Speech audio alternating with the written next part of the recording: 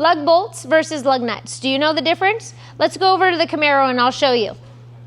So on most domestic cars or non-European cars, they have on their hub the studs attached. So the stud is coming off the hub, and you would use a traditional lug nut to go ahead and mount your wheel. On European cars, which are your BMW, Mercedes, Porsche, VWs, and Audis, they do not have studs coming off of their hub, as you can see here. So what you have to do is you have to use a lug bolt.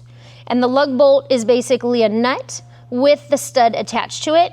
And you would mount your wheel, you would hold your wheel up there using this little ring. And then you would go ahead and tighten that wheel on. Let's go over and I'll show you how to properly pick your lug bolt. Just like a lug nut, there are different styles of lug bolts. So the styles of the lug bolts are a conical seat application, again, that goes into a cone seat. Or we have what is called a ball seat. Now a ball seat is usually on stock vehicles, but there's always an exception to the rule. The BMW actually came with a conical seat lug bolt. So the rule of thumb is to at least pull one bolt off of your vehicle so that we can match it up properly. The other important part is the actual length of the threads. So you want to match the lengths of the threads up with your new lug bolt and try to get a good fit on there. This one's a ball seat, so that's not great. But we want to match it up like this, okay?